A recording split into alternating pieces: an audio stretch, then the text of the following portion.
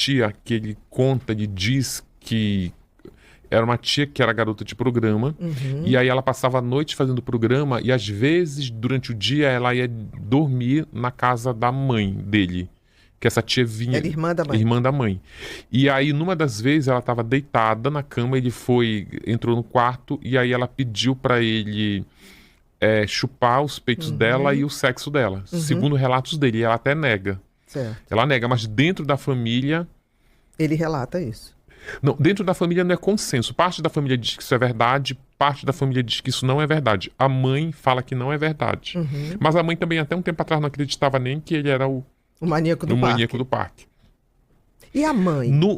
Nos exames criminológicos, nos testes de Rorschach, nos contatos que ele teve com psicólogos e com psiquiatras no bojo do processo lá penal dele, há muito esses relatos de abuso sexual. E tem um tio também que ele conta que ele sofria. Que ele sofria. De mulheres. Um tio e uma tia. Um tio e uma tia. Abuso sexual. Abuso sexual. Ele conta, apesar de ser muito contestado pela família, pela tia, esses relatos ele leva inclusive para o tribunal. Ele leva, tipo assim, é tanta confirmação, inclusive no teste de Rorschach também aparece essa informação de que ele foi abusado por uma tia. E aí eu acho que são esses, o do universo feminino. Tem também são esses que eu lembro. A mãe. A mãe a mãe eu me lembro, na época, ela sendo entrevistada, porque Sim. isso repercutiu muito na mídia. Sim. E ela não acreditava. Não.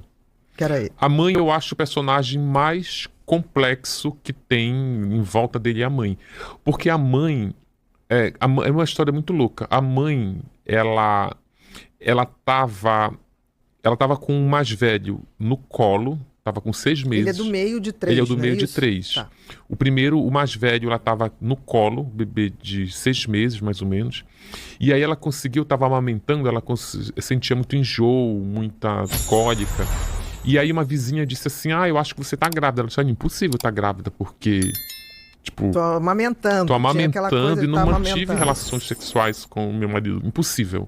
Ela, não, você tá, não tô, não sei o quê. E aí ela tinha a mãe tinha um avô que era metido, segundo a família, com satanismo. Todos confirmam isso. Todos confirmam isso. O pai da mãe. O pai da mãe. João, o nome dele. E aí o João, não sei como, chegou lá pra ela e falou assim, você tá gerando o bebê do diabo.